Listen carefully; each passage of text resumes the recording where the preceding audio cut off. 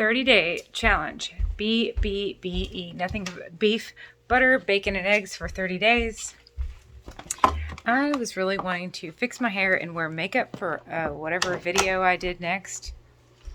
Oh well, maybe someday. No hair, no makeup, not tonight. Okay, so Greg is on his way home with the boys. They went fishing and farming today. Girls are in bed. The dogs are in bed. I'm going to go ahead and record this. This is 30 days of beef, nothing but beef, butter, bacon, and eggs. The data is in the 9 E's. The 9 E's are as follows. Number 1, eggs, etc. Number 2, eating schedule. Number 3, end of an era. Number 4, eczema. Number 5, ease. Number 6, effort. Number 7, extra. Never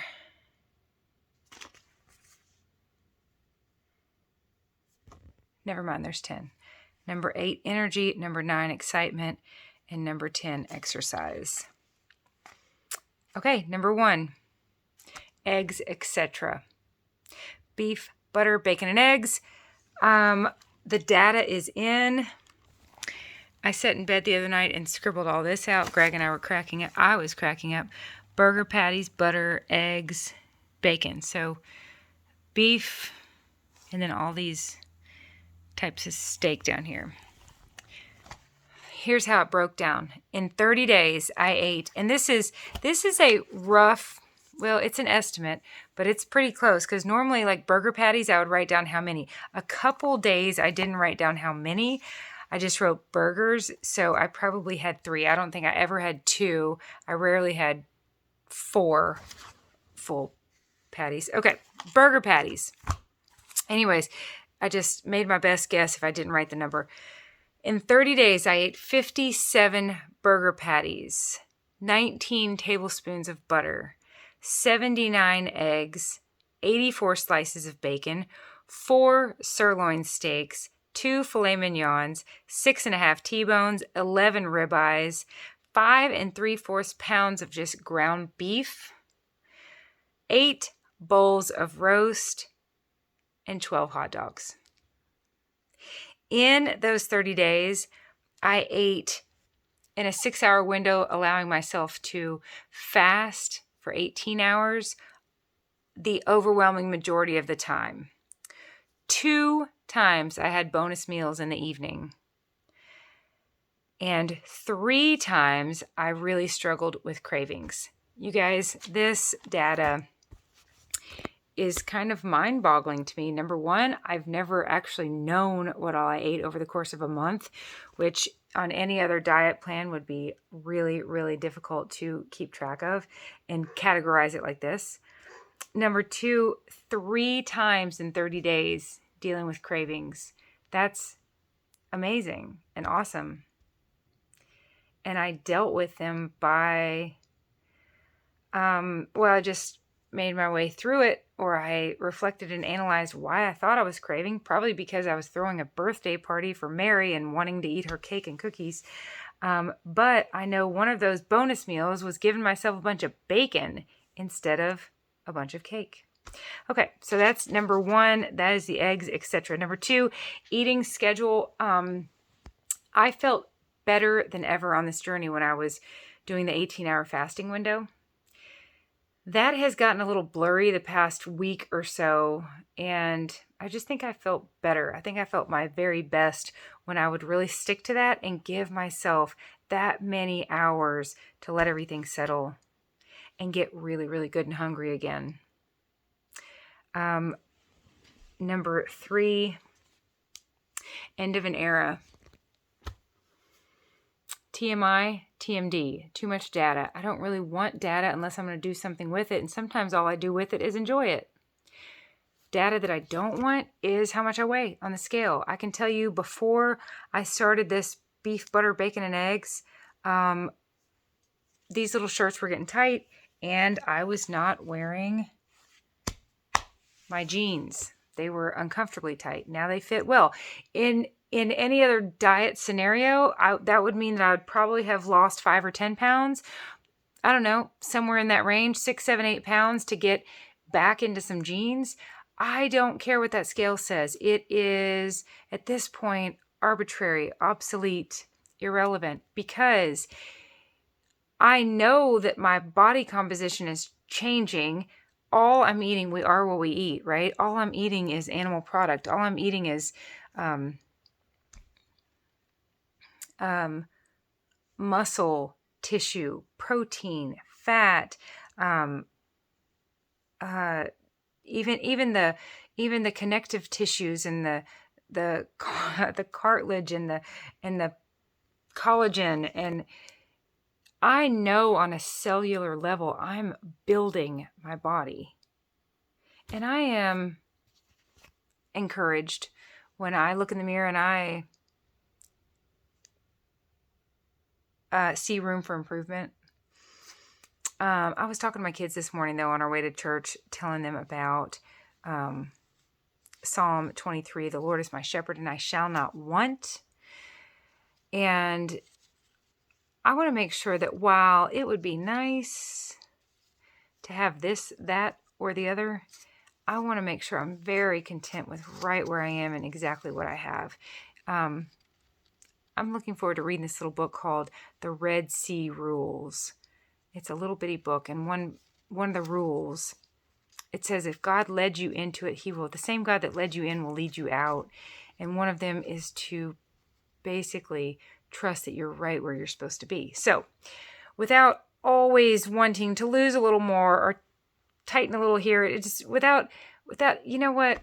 It's why I throw catalogs away. When they come in the mail, I put them directly in the trash can because I don't want to want something that I didn't want 10 minutes ago. So, hey, Greg, I'm recording here.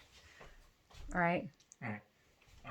You're recording as we speak. Yes, as we speak. No, come on, join. Get over here, lay down next to me. Be part of this. Okay. I'll make it quick. Wanting is, it's literally the opposite of content. And it's actually why we want to get it over with. It's not very comfortable when we want stuff. When we're wanting things, we aim to wiggle out of that discomfort by acquiring whatever it is we're wanting. But then if we'll stop and notice, we then move right on to wanting something else. So I am willing to be very, very patient on this journey. I was listening to Kelly Hogan talk about how she doesn't really have much loose skin anymore, but she said it took me 12 years to get to this physique, changing on a cellular level, repairing our cells, allowing the stored fat and toxins to be released, and then regenerating new cells, which over and over and over time will regenerate literally a new body. I am like 35 days into this. She said there are people that are 3 years into it still complaining about loose skin. And she's like, you know, she said in a video, she said, if you have the money to deal with it, go for it if you want to have surgery. But she said, give it 10 years, give it years for your body to transform. So I'm happy to give it years. And I'm aware that to only eat animal products, I am, I know my body composition is changing. Here's why I don't care about the scale. I know, like I said, on any other diet, if I were eating carbs, I've probably lost somewhere around 7 pounds to get back into my jeans. I don't care what the scale says at this point because it might tell me I lost 1 pound because I gained 6 pounds of muscle. The number on the scale is so, it's just so lacking in information. And here's how I would explain this. Imagine going to purchase a computer and you know what all you want. And there's probably bells and whistles that you don't want or need, but some of these computers are amazing and they have it all. So you go to, let's say, Best Buy. You walk up to the counter and you're like, hey, can you help me pick a computer? And the guy's like, yeah. And he's like, look at these two models. They're kind of, they're two top sellers, right? And so he starts explaining these two computers, going over all their specs, all their specifics, all everything these computers can do, the way they can function, the new technology, just these amazing features and abilities. And he's going over, this one here can do all this. Now this one here over here is a little bit better at some of this stuff, but it can't do necessarily. Yes. Is this the right chicken? Yep, go for it. The other chicken has like spaghetti sauce, and we'll give that to the kids tomorrow night. Yeah, that is for you and I. My carnivore husband wants to eat some chicken I cooked. Okay, so these computers. So the guy's like going over all these two models. And in the end, I mean, going into detail, like, oh my God, I can't even talk computers, but y'all know what I'm talking about. Storage, just all the things computers can do. I have an awesome computer in that cabinet over there, that dresser. I will never, ever, and I don't want to, do all the things that computer can do. I just want to check my email and pay a couple bills every once in a while, right? But after this guy, this salesperson, has gone over all of these details of these two computers, imagine the buyer saying, okay, well, how much do they weigh? And the guy's like, well, I don't know. I don't know how much they weigh. And he's like, and the person purchasing the computer's like, well, because I have this number in mind that I want one of them, I want my computer to weigh. Could we like get a scale out and weigh them? And I just imagine the person working there looking at this customer thinking, what difference does that make? It doesn't matter. It doesn't matter. What matters is what all these computers can do. Now, you wouldn't want a 50-pound computer. Neither one of those are going to be that. You wouldn't want, it wouldn't be possible for this computer to weigh, a 10 or 12 grams. But my point is, it's irrelevant, because what matters to me now more than ever is my body composition, what it's made up of, and certainly what it can do. And the scale just simply cannot tell me that. So that is TMD for me. Too much data. I don't want it. I don't need it. I can tell whether or not I'm gaining or losing by the way my clothes fit. And I'm giving myself 100 days. I've got 66 days left. 100 days to really just focus on being carnivore, period. Get into good rhythms, get into good, just kind of good eating patterns, eating habits, experiment with when I feel the best, when I feel just based on how I feel. After these 100 days, if I have weight that I still want to lose, which I do, then I might play around with some fasting and just give my body a couple days, a week, or a day here or there to just burn up some stored energy. I don't know. I'm giving myself a 100-day grace period right now of just being carnivore. Just getting unhooked from the sugar and allowing my body to now be in ketosis and burn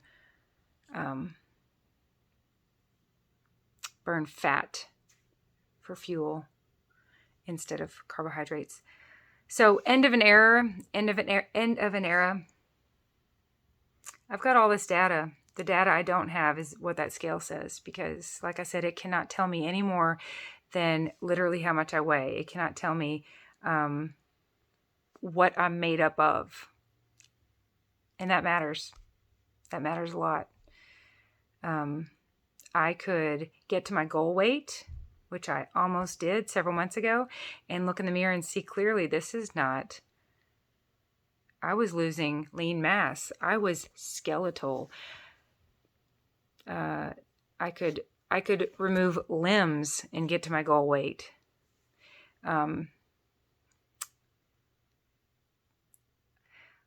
Ultimately, when I look in the mirror and I kind of see the body composition, the muscle mass, the shape that I would be ideal, I might be curious at that point kind of what weight range that has me in. But as of now, I'm just not interested in what the scale has to say, because it just cannot give me much more information than how much I weigh. And like I said, I'm much more curious now and interested now and focused on now what this body of mine is composed of, not just the effect gravity has on it. Number 4, eczema.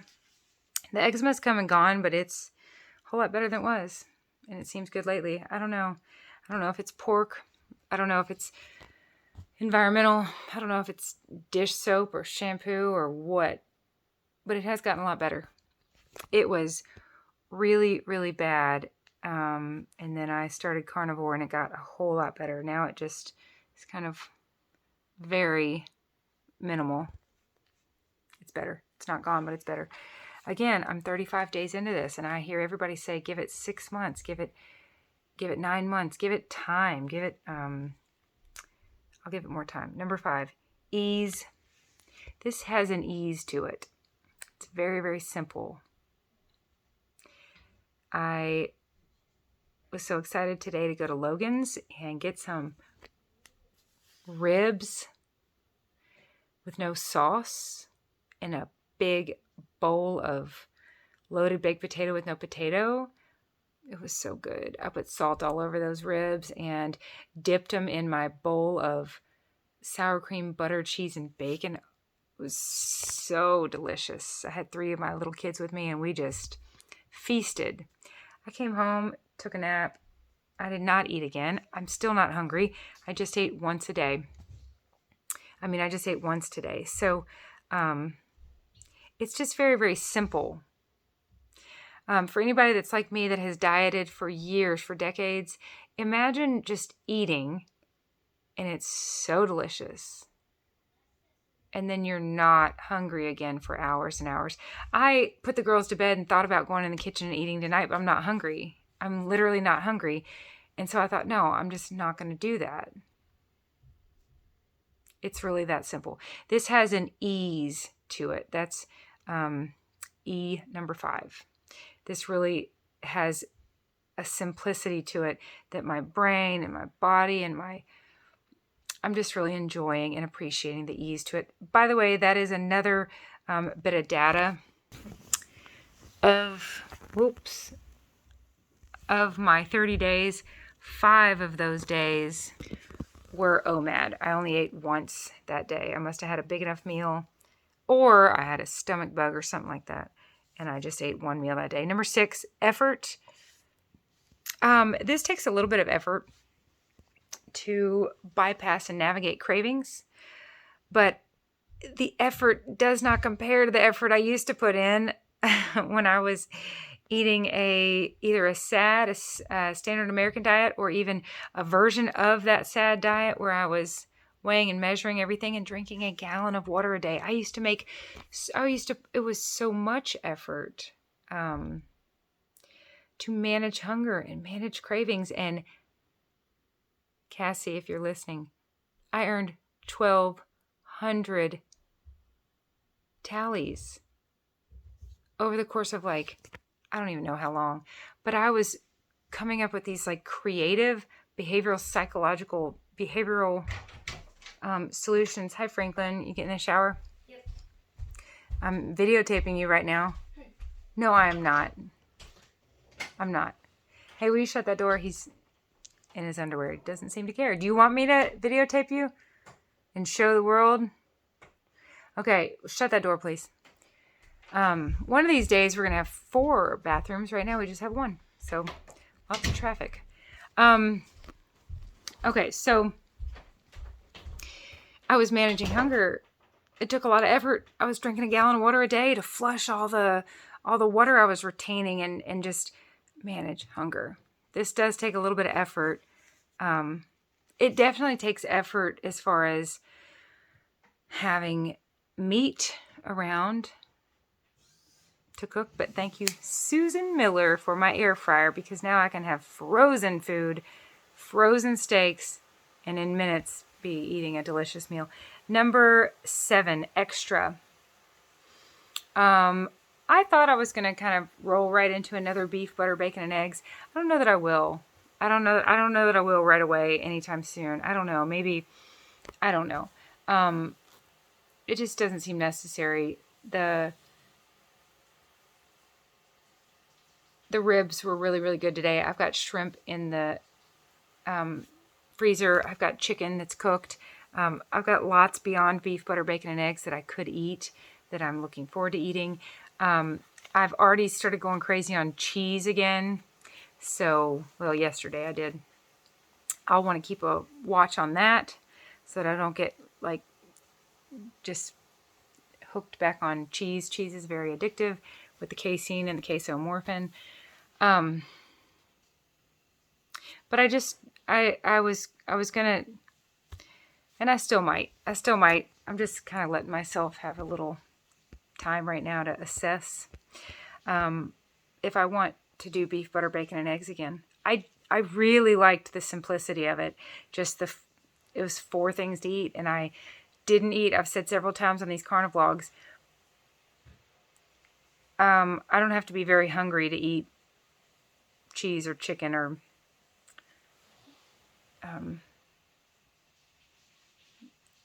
pork rinds. I have to be pretty hungry to eat a hamburger patty. So it's a really, really good gauge as far as that goes, to gauge hunger. Let's see here. Number 8, energy. It's been wonderful. Once I got through those first couple weeks of that transition period from a diet of lots of carbs to no carbs, that kind of adjustment period, that was rough, and I talk about that in my carnivlogs. My energy now is so good and so steady, and I was telling Greg yesterday that I can now, eating this way, I can, for the first time in my life, experience it's always seemed like the way his brain works. He just wakes up in the morning, and then he goes all day long, and then he absolutely, like he got hit with a tranquilizer,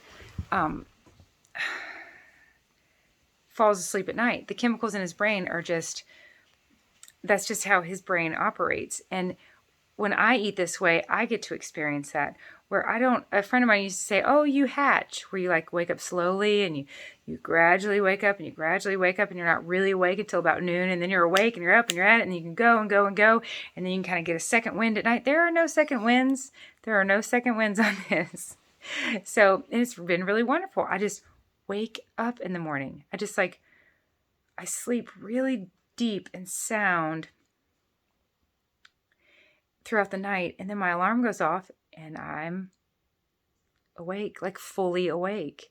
And then I just get up and get rolling, and Greg and I pray, and we've been reading the Bible in the morning, and then we get all the kids going, and it's like it doesn't take me till noon to fully wake up. And the flip side of that is in the evening, when my energy is gone, it's totally gone. I cannot keep my eyes open. One of the kids will want to watch a movie, or if it's 8:30 or 9:30, I am out. And that's been really, really, really wonderful, especially having mental health issues, which a lot of us do. Depression, anxiety, there's none of this like using chemicals to manipulate my brain into staying awake longer, or waking up faster, or falling asleep. I know so many people that manipulate their brain. I did it for decades on both ends. Did you get clean? Yep. That was very, very fast. Yep. I could look back here. It's been 25 minutes. I hope you're clean. You're cleaner, though, aren't you? Did you catch any fish? I got one real big bass and another small one. Well, good. People, I used to do it. Force myself to keep going at night. That second wind had a lot to do with the sugar. And then a lot of people, it's sugar and alcohol at night and sugar and caffeine in the morning. And then repeat that cycle, which is, it's just a false, artificial way to function. It's forcing our brain to do what it was designed to do naturally, which is to have a rhythm, or a circadian rhythm of starting and stopping. And this way of eating is allowing my brain to really do that for the first time ever on its own. So my energy is really, really good. It's just steady and stable throughout the day. My mood is steady and stable until at night when I start feeling bad. And then it's just funny. It took me a long time to finally realize that bad feeling at night is tired. I go to Greg and I'm like, I don't feel good. Like, meh. And then I realize it's time to sleep. Again, this is after decades of just ignoring all those cues and pumping my body and brain full of drugs, white powders, sugar, flour, caffeine. The list goes on. Excitement. This is number 9. Greg asked me on day 29 if I was bored with beef, butter, bacon, and eggs. And I can honestly tell you, not one time, literally not once in 29 days did it cross my mind that I was bored with beef, butter, bacon, and eggs. In fact, I was excited every single time I ate. I got hungry either once or twice a day. Twice in 30 days, I was hungry 3 times. Yes, there were times at night where I could tell I was having a carb craving, or I was just wanting to eat because, just out of habit. But every single time I ate, I was really excited to eat. And no, not once did I get tired of crispy, juicy, salty, medium steaks. I would compare it to this. My dogs eat the same dog food every single day. They're always excited to get it. And they gobble it up and then they go burn it off and they go play. Or if you have fish, it's like the fish never get tired of the flakes. And this, like Dr. Ken Berry talks about the proper human diet, we crave what we eat. My first meal after these 30 days was the next morning, and it was beef, butter, bacon, and eggs. We crave what we eat. I definitely crave red meat now. And it's always delicious. Especially when I cook it just right, or if it's a special delicious ribeye, which is more expensive than like ground beef, or but just like the fish and the flakes, or the dogs and the dog food, nobody's ever sprinkled in flakes for a fish and they're like, oh, this again, and they sort of turn their nose up like, no, I want more variety. I I don't. I will likely do beef, butter, bacon, and eggs again just because I had so much peace of mind. The days after, I'm only on day 2 now of done with that.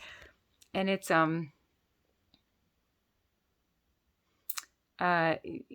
just kind of back to figuring out what I want or what sounds good. Or now, one thing that's going to help me is just to eat what we have. So I'll eat up some chicken, I'll eat up some shrimp, but beyond that, it was wonderful. I have a lot going on, raising 5 kids on a farm, renovating this house. It gave me peace of mind. It really simplified things. And not once, I'm telling you, not once did it ever even cross my mind that I'm bored of eating these 4 items. Which is interesting to me. When Greg asked me that, I was like, no.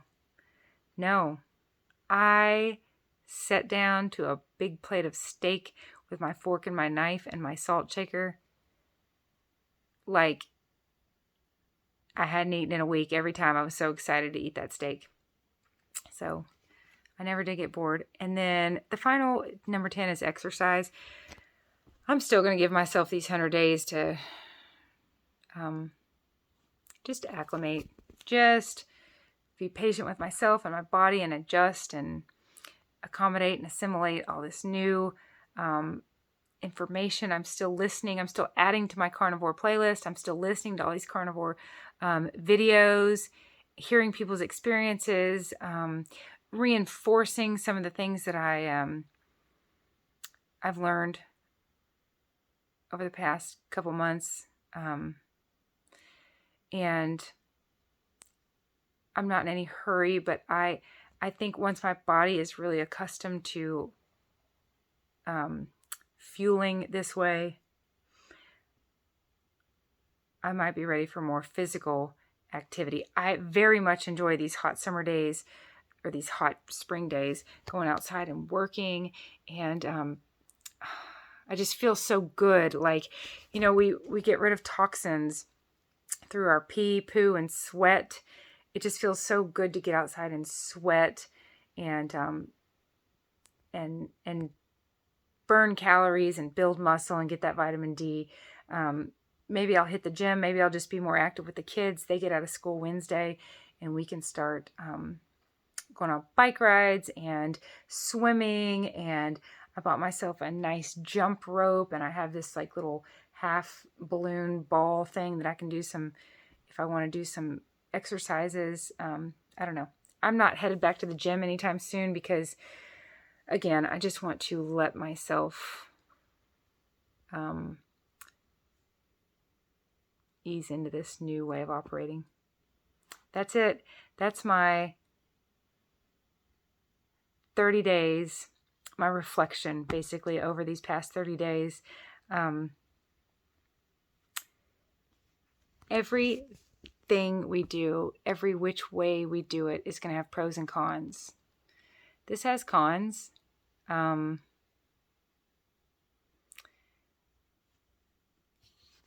can't really think of what they are, but I'm sure it does. But I'm telling you, the peace of mind I have being completely unhooked from all carbohydrates, which my brain and my body and my addiction, and I hear so many carnivores talk about this, that yes, we can get off ice cream and sugar and chocolate, and we can get off all these simple carbs. We can get off all the junk. But for a lot of us, we're so addicted that even complex carbs, even certain grains, even fruit, it just keeps all that awake. It just keeps the addiction, keeps the cravings, keeps just keeps it all revved up. And this has really, I feel increasingly free from sugar cravings. I notice now more and more something like a bowl of ice cream. The girls were eating ice cream tonight. I'm noticing that my brain, it's like slowly, instead of like craving ice cream or cookies or something along those lines. Now, for the very most part, yes, every once in a while I have a moment. That's on my photo food diary or my carnivlogs. But for the most part, I find myself not even so much craving those as now just something like berries sounds good, or like fruit sounds good to me, or even tonight the kids had some chicken with spaghetti sauce, so the tomato puree sounded good. And of course, when you look on the side of it, it's got sugar in it. There's no wonder it sounds good as far as the sugar goes. But I don't want it really. I don't think I need it. I'm from everything I've learned, I don't believe I need those things. They're not worth it to me to start eating them again. And I do want to give myself these 100 days to really get off of the sugar. Maybe someday I'll add it back in. I'm not worried about any type of like carnivore identity, like oh, I'm a strict carnivore and I want to do what works for me. And I just wanted to share that now I'm so far removed from any sugar, any carbohydrates, that the sugariest sugar isn't really even appealing to me. That seems so far removed. So my brain is really it's almost like you hear of people getting off of, and I never got to this point when I was still eating lots of carbohydrates. You hear people saying like, oh, it's so sweet, I've gotten off sugar. Now when I take a sip of soda, ugh, it's too sweet. Or I take a bite of cake, oh, yuck. I never got to that point because I was still consuming so many carbohydrates. But I don't know what they would taste like at this point. I'm sure they would taste fine. But my thoughts are no longer going towards the sugarier stuff. Now I noticed if I have some type of like desire for anything sweet, it's really like berries, which is low on the glycemic index. It's not even the sugariest fruits. I'm not even like craving bananas, avocados, and Ezekiel bread like I was when I was counting macros. That's it. There's my data. I did it 30 days of nothing but beef, butter, bacon, and eggs, and I'm going to call it a win, and I'm going to keep on rolling. 66 days left. 100 days of nothing but animal products. Getting myself unhooked from sugar for the first time ever. That's it. I love y'all dearly. Good night. We'll talk again soon. Bye.